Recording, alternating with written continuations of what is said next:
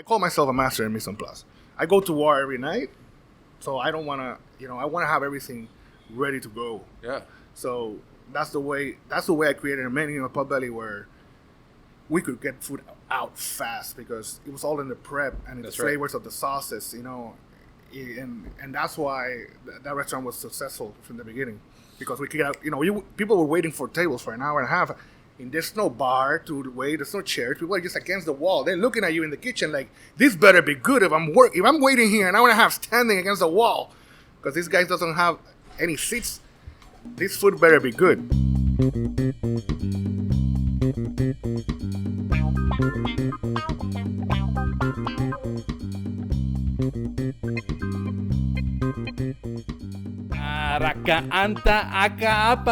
We have a sushi chef reinforcements from Puerto Rico right now. Puerto Rico right now. Puerto Rico right now. Puerto Rico right now. I hear the sound of Pan Con Podcast.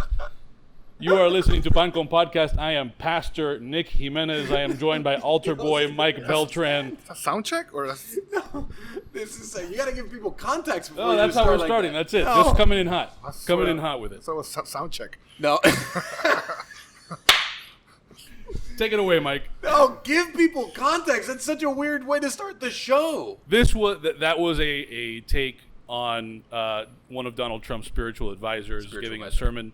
Talking. This was in the context of the election. I know we said we were not going to get super political, but I don't think this qualifies. No, it doesn't qualify like that. She said that there was going to be an angelic intervention from the lands of Africa and South America. And all she kept on saying was, I see victory, right. And the angelic intervention from the lands of Africa and South America. And I'm like, what the fuck? So we'll cut in here with a little bit of that. Yeah, it's good. Strike and strike and strike and strike and strike and strike and strike and strike and strike and strike until you have victory. I hear a sound of abundance of rain. I hear a sound of victory.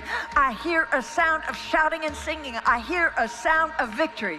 I hear a sound of an abundance of rain. I hear a sound of victory. For angels are being released right now. Angels are being dispatched right now. Hamanda aka ata raka teda baka sanda ata ambo osa kata rite eke banda.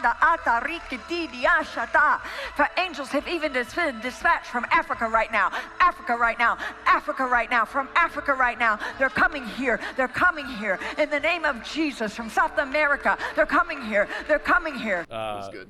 We're here with chef, chili cook-off champion, and aspiring donk model Michael Beltrán. What a jerk. And we are joined by special guest, Chef José Mendín.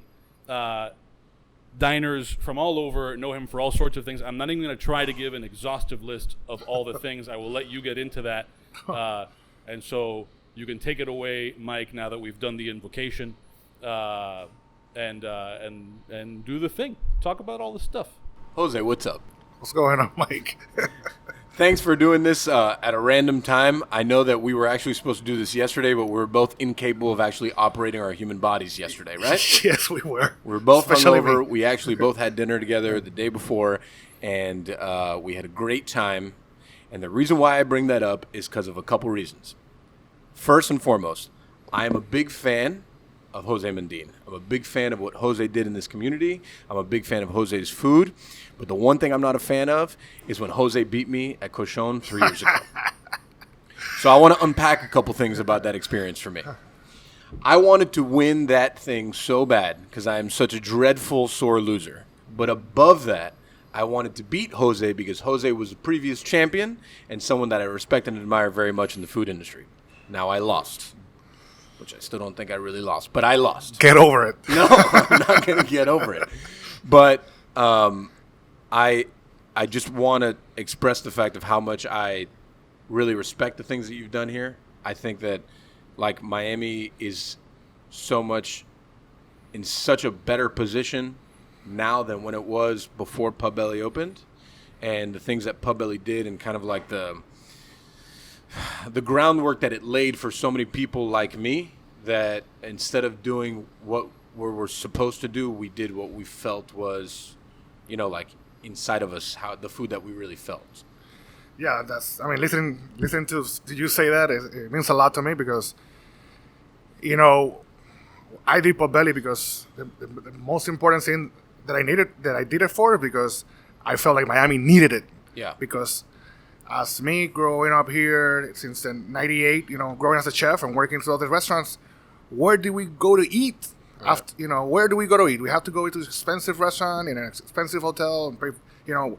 I wanted to cook what I wanted to cook with no boundaries and make it for us, you know, and to see that restaurant impacted, you know, kind of the community of restaurants a little bit, it makes me very proud, you know.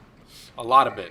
I mean, there wasn't anything else like that, and then it started kind of like. I mean, there was a lot of pioneers, you know, that you have worked for, that I've worked for. For sure. You know, Michelle Bernstein, you know, Norman, all these people, all these chefs, you know, that have been doing so much. I just wanted to add to it because I'm such a Miamian, you know. Yeah. I'm from Puerto Rico, born and raised, but I love Miami so much, and I love you because you love Miami so much as well, and the passion you put into everything Miami is something that I admire. So I just want to keep adding together with you and other chefs, keep making this one of the most respected cities in the United States and maybe the world.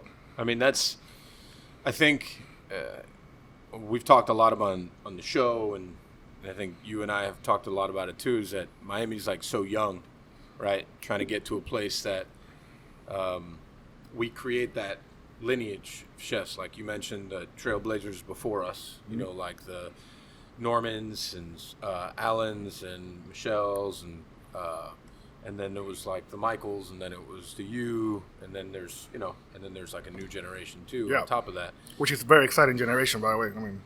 I mean, I think we're in a very unique time, and it's obviously been a real fucking weird year. Oh my God. You know, it's like we were on this like climb, and then now, not just us, the country as a whole, we're on a climb, and then now it's just like we're not sure. It's just stopped. Adjust or die, you know, like it's crazy because, like you say, we were incline, beautiful things happening, and then this completely fucks up the year. Right. Can I curse? Yeah. Can you curse? Have you met me? What do you mean? I don't know, you were sponsored by it, you know. Sponsors have to deal with the shit that I say, and that's just how the way that it works. And that's why we've only had like 5 episodes ever sponsored. So the adjust or die is a good way to put it. Yeah. You know, we're going to continue to see a lot of change, I think, in the next like 6 months. And I thought that the portion that everyone was closed was tough, and I think that the 6 months to a year afterwards is going to be as tough, because then it's building business back up. It's just hard to see all this talent go into deliveries and stuff like that, you know, like you see all these amazing chefs around the country, and it's all these minds, and they need to create, you know, they have to stop and have to create to survive their business, to make it survive. Right. So it's sad, you know, but I think we're getting better. I don't know. I feel it. I mean, I think Florida's in a unique position because we can open more, and then there's some other states that just can't. Like, did you see Dialogue closed? I saw Coxcomb close, which is... Did it? Coxcomb close. I mean, one of my favorite restaurants in San Francisco, you know, like... Wow. I don't know what's going on in California, seriously. I don't know if they're allowed to open or not. I don't know either. I see, but I go to a lot of these websites all the time to check out menus, you know, and read menus. That's one of my hobbies, reading menus. And I see that a lot of them, you know, are not open, you know. Right. And a lot of people in like the Midwest just decided to close for the winter. Which is, it's crazy because now this COVID thing, you know, it could be, you know, you could have a flu and you don't know if you have COVID, you have a flu, or, you know, it's getting cold and people are running away. But a lot of people are coming to Florida. So it's a good thing to be here to take care of these customers, and, you know, and having Miami open the way it is right now is pretty good for us. Yeah. Exciting. Yeah. Let's just hope it stays that way. So let's go back to like baby Jose, born and raised in Puerto Rico. Oh yeah, born and raised in Puerto Rico. I come from a very, very good family. You know, middle class family. Have two brothers, And I was into sports a lot. Play Older or younger? I have a younger and an older. So I'm the ham of the sandwich. The ham of the sandwich.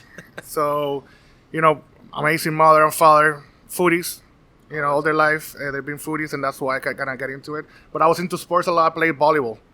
Played baseball and volleyball, decided to go to volleyball, the volleyball way. And You played volleyball? yeah, I played volleyball. I won the Junior Olympics. And when I was 14 years old, won gold. Is there any film of that? I would love. Yes, I got stuff. And got a scholarship for college. Went to a volleyball scholarship to Mayagüez, which is in the west coast of Puerto Rico. The best college in Puerto Rico, best university in Puerto Rico. I did not have the SAT or the college board to get into this university.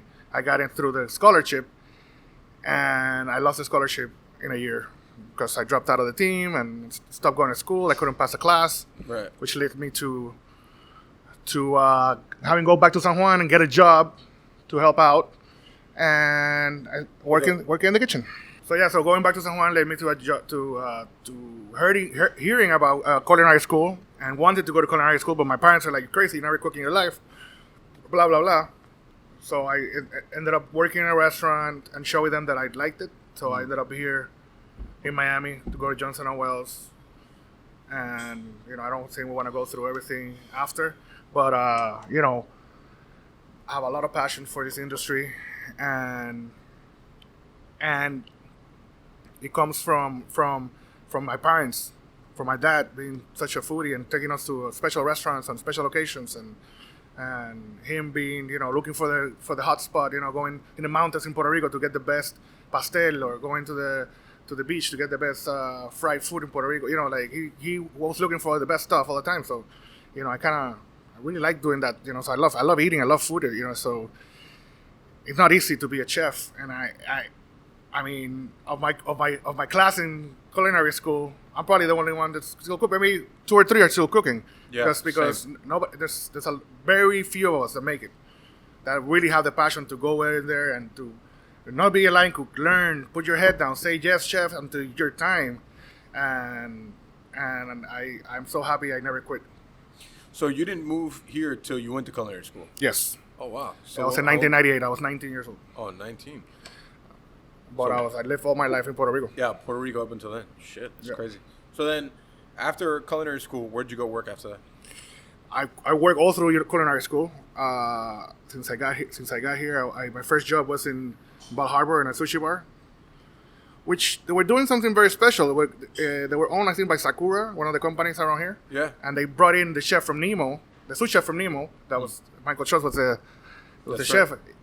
and they wanted to make it like a sushi bar, but with a really good hot food, or American modern food with sushi bar. And then they failed completely, but I had an idea Right. that later will become something very good in my career. It was Nobu. Because after that, I ended up working at Turnberry Resort, and I worked through everything, from breakfast buffet to banquet to restaurant, everything. That was kind of my real teaching of the basics. Right. And then I ended up landing a job at Nobu, which changed me completely. Nobu Right. opened my mind, especially Chef Thomas Buckley, which I think is one of the best, if not the best chef in Miami, but he has dedicated his whole life to Nobu. Right. But I think he's one of the most talented chefs that I've seen and worked for or ever seen. Like he can do it all. I don't know if you met him, but he's an amazing chef and my mentor. And he opened my mind that Japanese food and what he was doing there was not only about, teppanyaki, teriyaki, it's like this other stuff, you can add that European technique to the Japanese cooking and make it better and Right. and take risk and doing stuff. Very Jean George like. Yeah. Yeah. John George has a lot of that in his cooking. And, from that, he sent me to London. I was in London for 6-7 months working for Nobu. And I was like, after that, I was like, I'm Nobu out, doing 1,200 covers there. And, it's crazy. Cleaning 120 lobsters a day. Wow. It was too much. So I came back to Miami, and then I decided to go to Spain. And I worked all over Spain. We talked about this. And Yeah. I worked in shacks. I worked in Tasca. I worked in fine dining restaurants, Michelin star restaurants, and I came back from that, and I ended up a job as a chef of Sushi Samba, executive chef of Sushi Samba. That I didn't want to. I thought I was too young, but I kind of like felt that I could do it, and I felt that, you know, I had help from Guillermo Concha, who was a chef of mine that passed away, rest in peace. We wanted to do it together, be the young guys in Miami doing something exciting, but he ended up not going in and leaving me, and I had to do it by myself because he ended up going to Monte Carlo. Oh yeah. Whatever, that's another story. But being the chef of Sushi Samba, I think, in a way, I'm very hard on myself, and I thought it was a bad move because I'm here, stop learning, and now you're the chef. Right. And selling out to make money because I needed money, and they would give me a good salary. But I made it very important to myself that I needed to keep learning. So I taught myself. I learned a lot. I read a lot of books. I tried a lot of things, and I changed the menu every week. I did a different omakase. Imagine, for 4 years, changing every Friday, doing 4 different new dishes, specials, and omakase. Imagine how many dishes I did. From those tastings and those testings, I grew and I made better. And every Friday. Every Friday. It's over 200 dishes. It's a lot. Yeah. So I learned a lot for that, and then I became kind of a corporate chef for Sushi Samba. I ended up going to Vegas to open Sushi Samba in Vegas. It was a big opening, very busy restaurant. Actually, the only Sushi Samba still left in the United States. Is Vegas? It's in Vegas. Sushi Samba only exists now in London and Dubai and Amsterdam. And then I said, you know, that's it. I felt ready. I felt like I can cook anything. And then when you feel you can cook anything, when you have that technique that you know you have it down, it's about you putting the flavor into it and making your own creations. Yeah. And I felt so ready. And I had enough in my book that I can create a really good restaurant in Miami and be very successful. And I had it in my head. Not because I said so, because I see the people eating the food, and I know they're not lying to me, because you know when somebody's lying to you, when somebody's no, it's great. Yeah, it feels good. Yeah. So I did Pubbelly after a little mishap with a restaurant called Mercadito. Hey, listen, Mercadito was good. Yeah, Mercadito was great, but Mercadito, and the little taco shop attached to Mercadito was my jam. Yeah, it's great. No, Mercadito has amazing food. Yeah. It just had a little problem there. I don't want to get into it. That's fine. That pushed me to do Pubbelly, which is good. Which is crazy, because I was gonna do Pubbelly while I was doing Mercadito, and treat Pubbelly like a fast food Asian place where you go and get some fried rice and go. And in the middle of opening your first restaurant, I said, like, I'm not gonna half-ass this shit. Yeah. And I changed the whole menu, and they said, I want to go in with the best I can do, and that's how Pubbelly started, with the best I could do in that kitchen at that moment. And I think I did pretty good. Let me tell you, that kitchen. You've been in there. You worked in that kitchen. It's small. It is like, I always say, area. I remember you working that night. Yeah. You're so like, you're so passionate, and the way you work is crazy. And you were struggling. I remember you brought all these board shops. It was wild board shops. Wild board shops. I roasted them. And you were like, where do I put shit here? This is crazy. It's fucking nuts. How many people did we do that day? Probably like 100, 110. Yeah, exactly. But working at Novo Sushi Samba, I think I'm a master in mise en place. I call myself a master in mise en place. I go to war every night, so I don't want to. I want to have everything ready to go. Yeah. So that's the way I created a menu at Pubbelly where we could get food out fast, because it was all in the prep and the flavors of the sauces, and that's why that restaurant was successful from the beginning, because we could people were waiting for tables for an hour and a half, and there's no bar to wait, there's no chairs, people are just against the wall, they're looking at you in the kitchen like, this better be good if I'm waiting here an hour and a half standing against the wall, because this guy doesn't have any seats, this food better be good and fast. So we bombard people with food. I learned that I always consider myself very good at like setting up a station and stuff, but I learned the mise en place game, like efficiency game. Hey, José, weren't you off today? Okay, all right. The efficiency game, when you're kind of like painted in a corner and you want to put out your best food possible, but you have to control everything around you because the kitchen's too small, you don't have enough staff. All starts from at 7 o'clock in the morning. This might sound cheesy, but we are here for the customer. Yeah, no, it's not cheesy. And it's true. I work in a restaurant in Spain a Michelin star restaurant in Spain, that the chef will send back dishes thinking of his ego, thinking of, like, I don't know, what is he trying to accomplish here? If it's perfection, he said, what is it? But the food might get perfect, but the customer waiting 3 hours for a plate is not perfect. And this guy did a risotto. They make risotto from scratch. And the risotto dish, 3 times he threw it out saying the risotto was overcooked. And, you know, like, it's crazy. 3 times. 3 times. Imagine how much this table waited for the food. And that means that everything went out. Everything went to the garbage. The whole table. All the fish. So imagine, it's like, you have to be realistic of what you're trying to accomplish, and especially with the spaces sometimes that we have in our kitchens. Right. And working, I know it was what you said, but putting out 1,000 covers, 1,200, 1,500 covers, you know, of good food. It's all about prep. It really, you know, it makes you not sleep at night thinking what you're gonna do the next day. What right now? What are some of the places you enjoy eating right now currently in the city? I mean, I love bourbon steak. Oh yeah, Gabe. Gabe, I love Gabe. Gabe Fenton. But one of the things that I love more about bourbon steak is the service. Yeah. Giuseppe is somebody that makes me feel special when I go there. Right.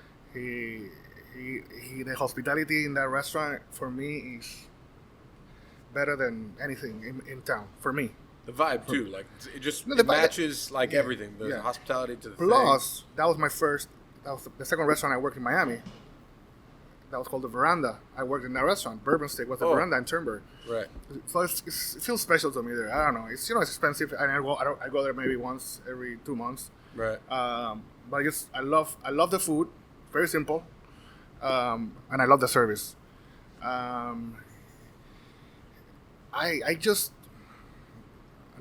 don't go out too much to eat in like different restaurants, but you know, like exciting restaurants. Like the dinner I had Ariete the other day was amazing. I think I had some great dinners at Brad's restaurants, Ember in Alter. You know, I think he's doing very exciting stuff. But I like regular stuff. Like I love Luna Pasta, for example, next to my house. Luna Pasta is by Chef Gabriel Medici he was in Novecento. He did that group. He started that group. He sold it, and he created this pasta shack. Oh yeah. And he makes pasta for people. You know, he's not doing it anymore, so I'm not trying to advertise that. Right. But he makes amazing pasta, and it's very simple, and I love it. And I don't know. I'm sure I'm forgetting because I have a really bad memory. But yeah, those are the restaurants that I mostly frequent. How's Rivertail going? Rivertail is going. Let's give context. Rivertail is the new restaurant you Yeah. just opened within the last year. Yeah, Rivertail, we opened Fort December Lauderdale. 26th last yeah. year. It's my first restaurant in Fort Lauderdale.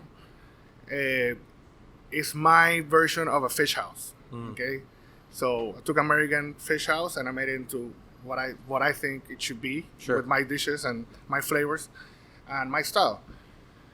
I think it's going great. I think it's a lot of work to do.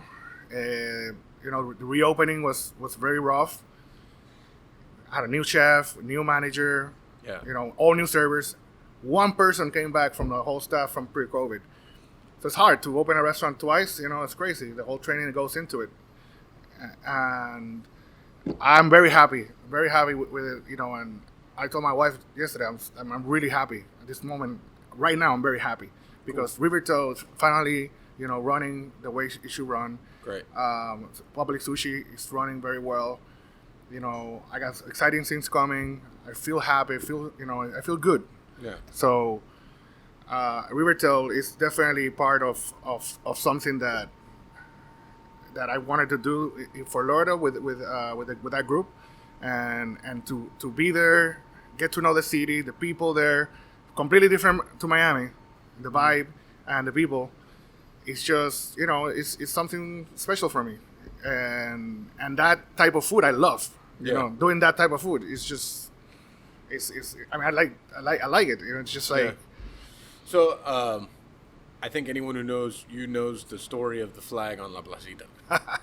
So, I'll tell you that for me, I loved that story. I loved what you did there. We'll tell all of our listeners that are not from here. you opened a restaurant in Mimo Yeah. that has a gigantic facade. It was a big 5-story building. And you painted, it's a Puerto Rican restaurant. Like, I guess what would you compare it like Puerto Rican wise? Like simple food, This is approachable This food. is Puerto Rican home cooking. Right. This is recipes. Actually, I do a couple recipes from my mom, from my great grandmother was a cooking teacher, and my mom has all her recipe books, and I have them in my house. And I try to take some stuff from them, stuff that my mom taught me, and the rest is just stuff that I like to eat from Puerto Rico. I'm bringing it here because I have a lot of Puerto Rican customers that always tell me, when are you gonna open a Puerto Rican restaurant? You're Puerto Rican. You should be doing Puerto Rican food. So there's no good Puerto Rican restaurants. There's not many good Puerto Rican restaurants in Miami, and I want to do a version of it. The whole flag thing. You want to get into it? I wanted to give people because context. there's a very bad perception of what I did there, and I want to. Oh no, that's good. So I want to clear it up. But basically, it's what, a 5-story building, right? It's a 5-story building. So on top of the restaurant, on the side of the building, you did I painted half of the building. You painted half of the building Half as a of the Puerto building. Rican flag. Yeah. Yes. Right. And then some people got upset. Oh. Some. And there was an uproar by some people, and for me, yeah. Go on, because I'm gonna basically say for me was and I want to clear this up because let's clear the air. It wasn't like I just say I want to put a big Puerto Rican flag there, just to fuck with everybody. No, it wasn't like that. There was a movement in Puerto Rico after Hurricane Maria. A painter, Hector Acevedo, was going town by town, bringing people together and painting himself with the people of the community a building with the Puerto Rican flag. And he accomplished 70% of all the towns in Puerto Rico. In the middle of him doing that, we are opening this restaurant. My partner, Julian Hill, had the idea, why don't we bring Hector to do the flag here? It's an amazing idea. Amazing idea. He agrees. By the way, Hector didn't charge us a penny to do this. Wow. It's the first time he ever flew in a plane. No way. He came and he did this. We got the permit to do this. We got the permit. The permit, was approved. We have the permit to do it. We had 1 day to do it. Okay? So we start painting the building with this, with the good intentions here. Not trying to mess with anybody. And just the nastiness that came out of it was just... I've never seen anything like it in my whole time in the United States. Explain the nastiness. 20 years. I've never seen the racism and the stuff that being said. We have proof. We've been through this. We went to the city. We won, at the end. But we have proof of people, neighbors, bring back the prostitutes and drug addicts. They're better people than them. I had a lady in front of me screaming, "We don't want brown people here." You're not brown. I'm like, you don't have a tan. I'm like, what is this? I've never experienced this in my life, and we are spending a life. And so, I have the permit. Stop me. Call the cops. Cops come. There's the permit. Oh, yes, you have the permit. You can do it. You have the permit. Yeah. What we didn't know was that we had to get another permit. But why you give me the permit if I have to get another permit? It doesn't make sense. It's a lot of things. What was the other permit? The other permit has to be by the Mimo board. Oh, that's right. Yeah, but they didn't say that when we paid for the other permit. It's cool how they're so easy with hookers and all the other things that happen. And the thing about Mimo and all this the Mimo Association that were like really bad to us, calling the cops nightly for having music play in a very low volume. Calling the cops. We have 76 violations in a year. We're probably pretty close. Stopping service and the atmosphere of the restaurant. Messing with us. Just bad. What are they trying? They're trying to preserve Mimo. They say. I mean, I've been here 20 years. You've been here longer. What are they trying to preserve? Nothing. What was Mimo? Nothing. We made this a tourist point and bringing people in to take pictures with this flag. Neon lights. People are coming from everywhere to take, Puerto Ricans mostly. What I really enjoyed about the story, and I didn't know all the other stuff, I didn't know that he was going from town to town, which even gives me more reason to like the story, was after the hurricane and the Puerto Rican community was hurting. Well, You know what I'm saying? Well, you know how many people came to paint the flag with him? Yeah. That day, we have videos. More than 50 people showed up. Yeah. Celebrities. The Mayor Francis Suarez came in to bless it, and he had to run away because they start screaming at him. Like, how can you do this? The guy had, he came in his goodwill because he's friends with my partner Julian to give the blessing, and he got, ran away. Like he he had to leave. So we did this with the best intentions. I'm telling you, and it's nothing to brag about. Oh, we put the Puerto Rican flag. Like it's something that is beautiful to me, something that we accomplished that I'm very proud of, and we fought for it, and we lost a lot of money in this. A lot of money, I lost on that shit. And it's there. We won, but we didn't win because we win because Mimo fucked up. That's what we won. I like the story even more now. And they let another person keep the flag, keep a mural.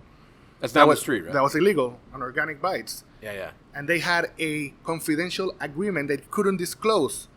Oh, that's good. So I think Joe Carollo, in the whole time that I thought he hated us, but at the time he made a very good solution. But you have a agreement with Organic Bites that undisclosed with the Mimo organization. You don't want to tell me what it is, right? But you're telling me the part of the agreement is that they have to take the flag down at one point. So you know what? They're gonna keep the flag until you take that mural. So that was Joe Carollo? that was Joe Carollo. Wow. That's pretty. I'm shocked. The rest of the time he hated us. The guy was like, listen, take the thing down. Nobody goes to a restaurant for a flag. They go for the food. If the food is good, people are gonna come. Yeah, but they don't. The sentiment that goes behind a flag. Absolutely. I feel bad the day the flag has to come down. The person that has to paint it over better wear, some type of bulletproof vest, or because they're gonna throw rocks at him. And Puerto Ricans are very proud of their flag, just like any other countries. Yeah. Well, I just learned so much more about this. This is man. good. It's a novela, man. Well, I mean, I love how it was the Mimo board that you had to get. The president of Mimo board was crying in the hearing, crying For what? because she lost. It was pathetic. And with that lady listening to me, please, I don't know who she is. Oh, that's good. She was crying. That's probably because she got so much shit on the back end from other people. That make it a lot. That made it a lot more enjoyable seeing her. But why is she so? What is she so? Bad about? I mean, I don't. Puerto know. Rican flag is gonna damage Mimo forever. Come on, give me a break. Mimo's an interesting neighborhood for me. Like, Very interesting. it's interesting the neon and it's just like it's kind of weird, but the fact that they're Look around me. Look how many buildings are empty. I'm aware. It's insane. Yeah. I'm not saying how to run anything. I'm just saying like something hasn't worked for a long time. Time to change it up. Time to change it up. Look what happened. I'm not trying to say make it into a Wynwood, but I'm just saying, look what happened in Wynwood. Yeah. Look at what happened in other neighborhoods.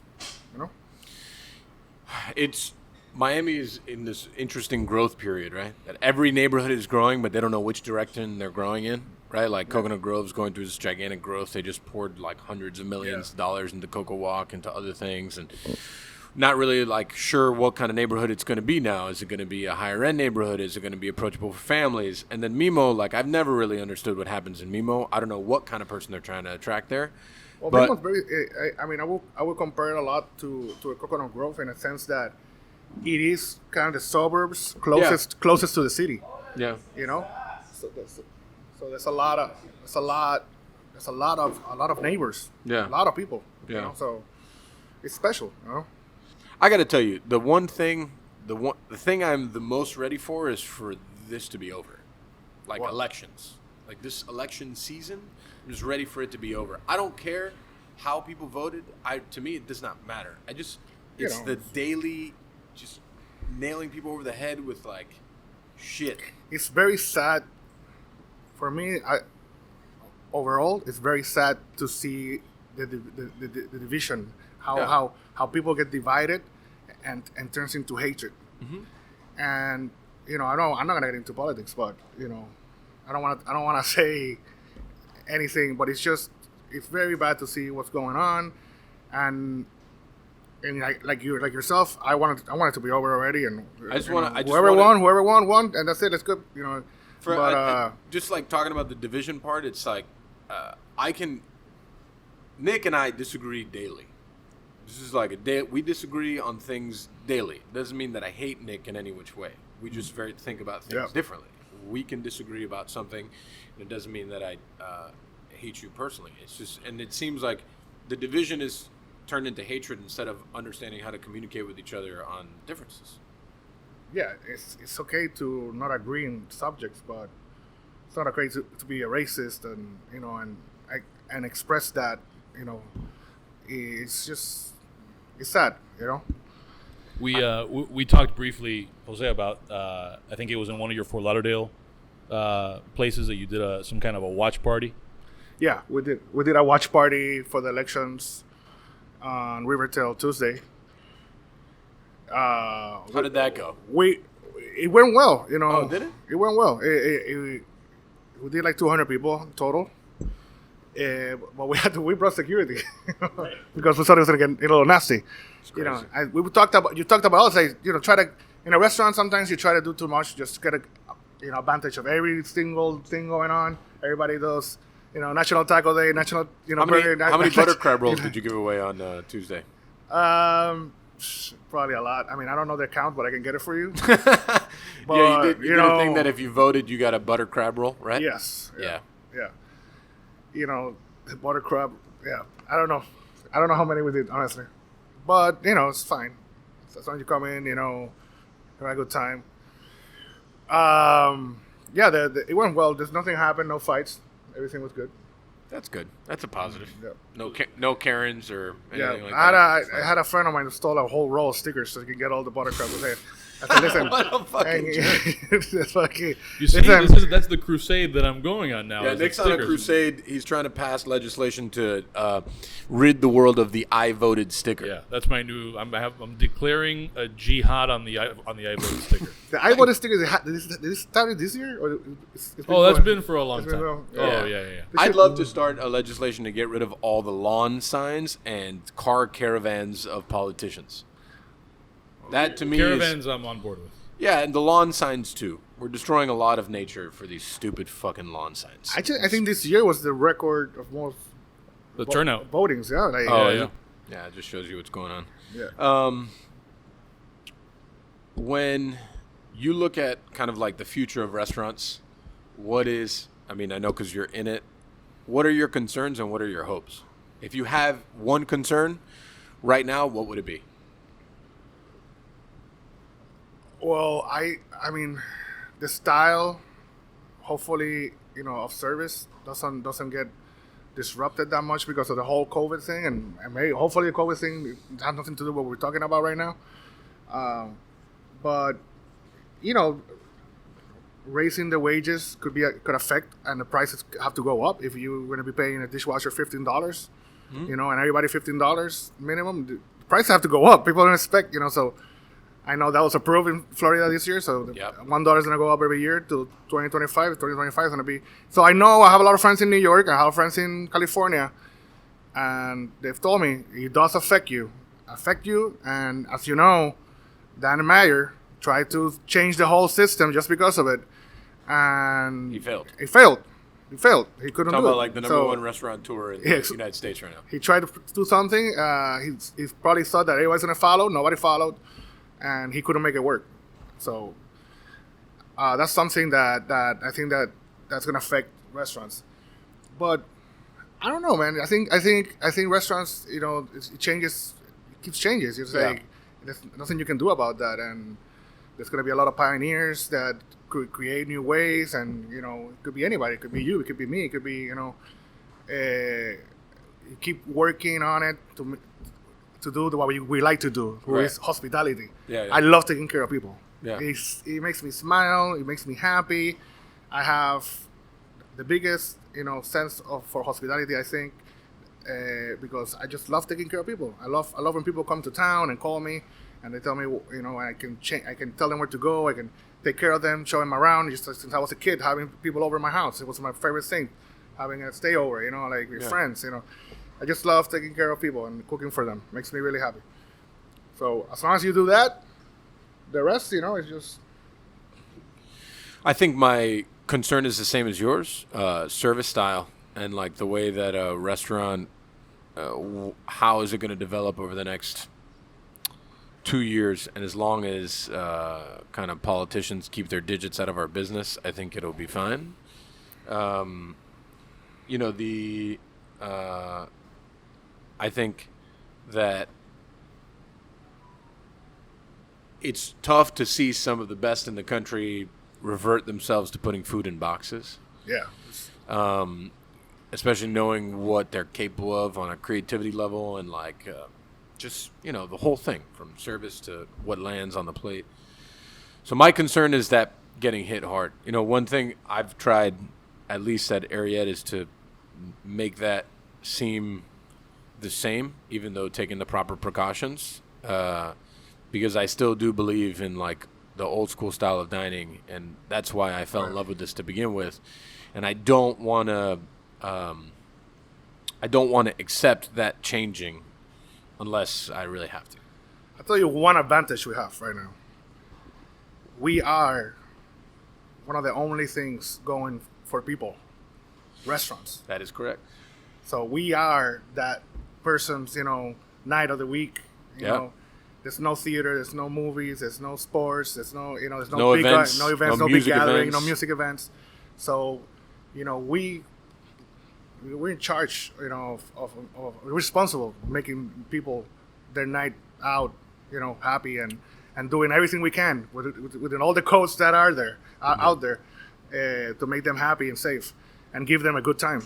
Yeah, I mentioned it before. The reason why our once a month tasting event is successful is because we're like an event. We make it an experience in a world that people don't have. It's a play. Yeah, they don't have anything to experience right now. So we're giving them that hours of normalcy that they've been pining for the whole fucking year, So I'm looking forward to my dinner. That's right, the 18th. The 18th. Jose will be joining us for Versus number 4, 5. Do you think Zach is still gonna sit with me after? I don't know. I don't know if They got a little scared. Zach the Baker's now going to want to sit with you or not. We're going to leave that undecided for now.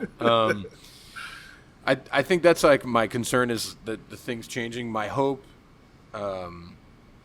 is we kind of pick up where we left off. I think, like we mentioned before, Miami was on such a good trajectory, and the community was pushing so hard, and I think that they continue to push so hard, but in different ways for survival instead of for growth. I'm really scared of another breakout. I know what's going on in Paris right now, and in Madrid, in Spain. They're shutting down. I mean, I don't know if I can survive another shutdown. I don't know if any of us can. It's crazy. Yeah, it's crazy. So hopefully, we don't have to go through that again. But as long as we're open, we're gonna do everything possible to make people happy. Right. Yeah. I mean, it's scary to look around the world and see what's happening, and the hope is that we can continue to just try to keep each other safe and stay on this track. Because, like you and myself and so many other people, I don't know if I can hold down another fucking 6-month quarantine. Apart from financially, just mentally and the whole thing, it's a heavy burden to carry. It is. It's tough. So I guess we can get into the wind down things. Sure. Yeah. So we spoke earlier about those recommendations. Every episode we end with our parting recommendations. It's where we recommend things that people should watch, read, do, eat, whatever, as long as it's not yours, because then we'll recommend all of your stuff after the fact. So you can go first, or we can pass it off to Mike here.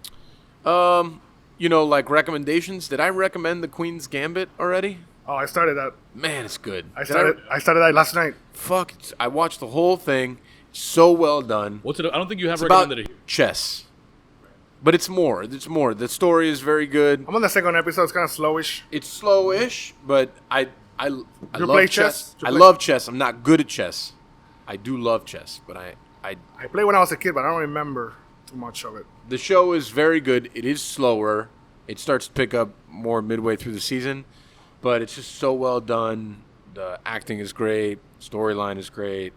So I watched all of that in 3 days. You watched it already? Yeah, the whole thing. Yeah, the whole thing. We're talking about Fauda.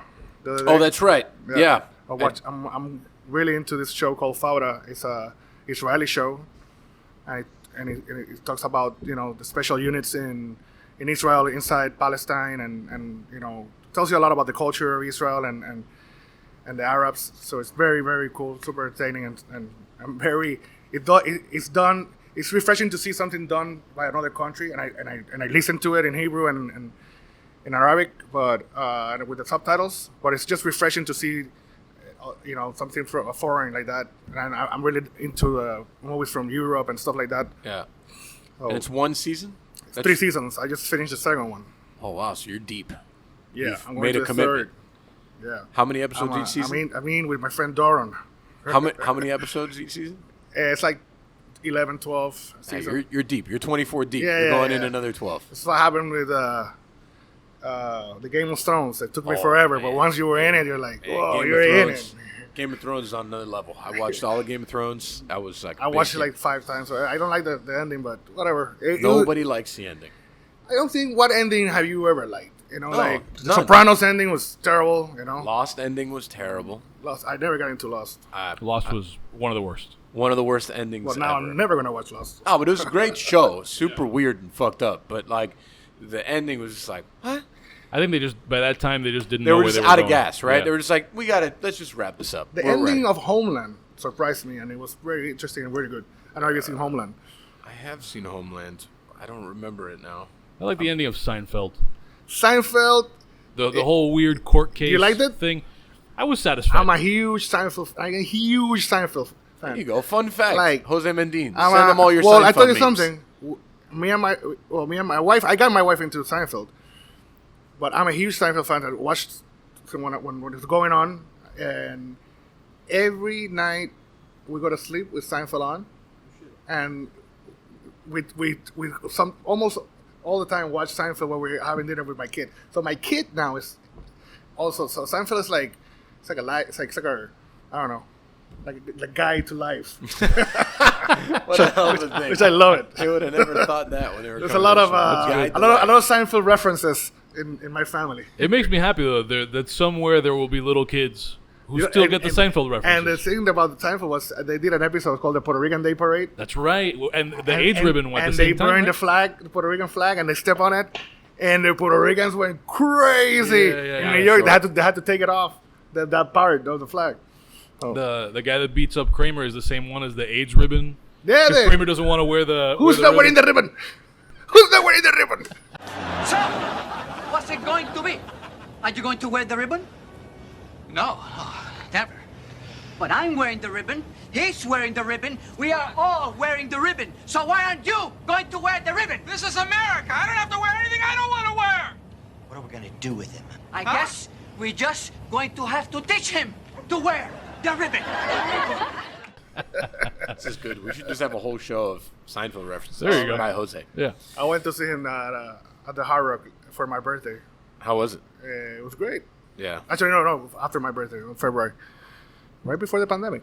Oh man, so many things happened. I literally I just got back from my first trip to Montreal, the week before pandemic. I was in Lyon, okay, watching with my dad. I'm very into soccer.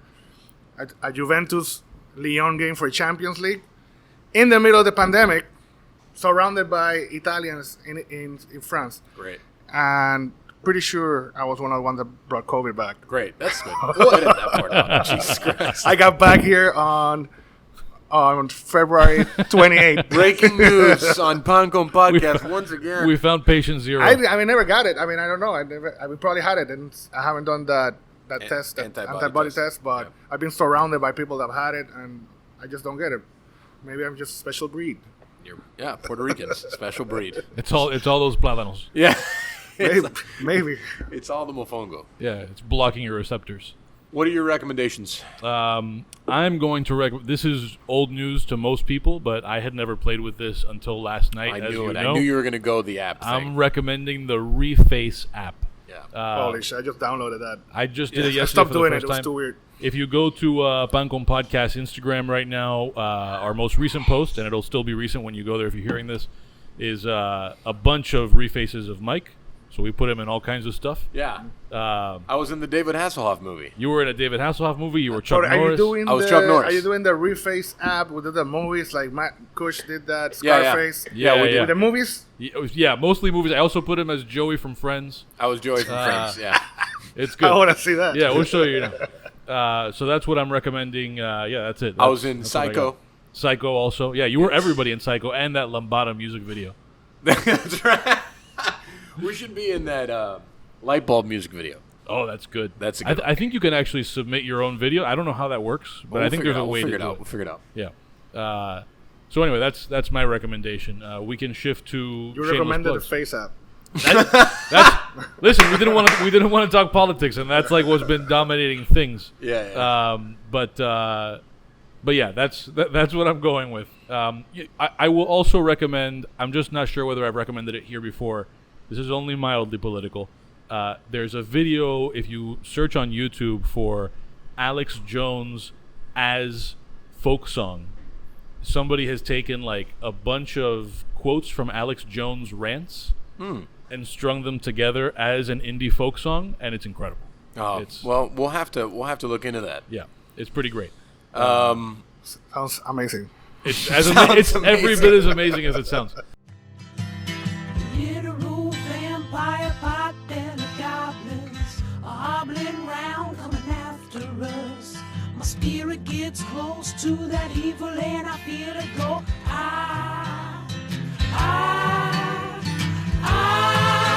We're such self-centered crap. We don't even notice hell itself rising up against us.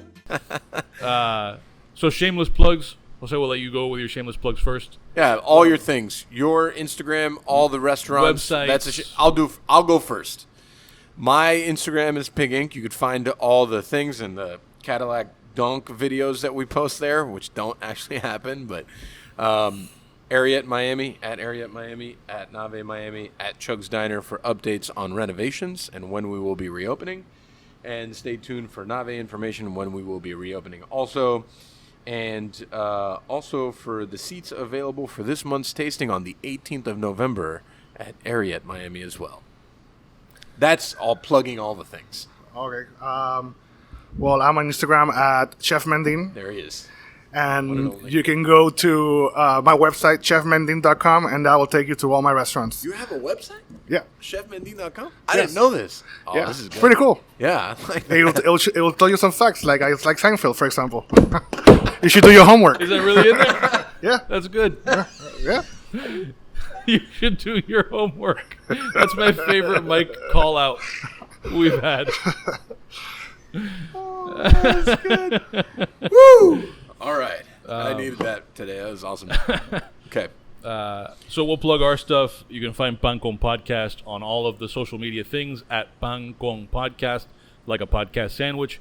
All the episodes are at dademag.com/Pan Con Podcast. You can listen to this wherever you're listening to it right now, or on any other podcasting thing.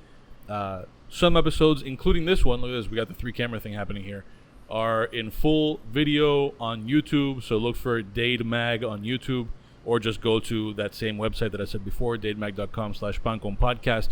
And of course, it's been a while since you got a shout out. You can follow Petey the Dog on Instagram at Petey the Dog on Instagram. Peaty, like a Petey Scotch, Petey the Dog on Instagram. That's it. We're done. Thanks, Jose. Thank you.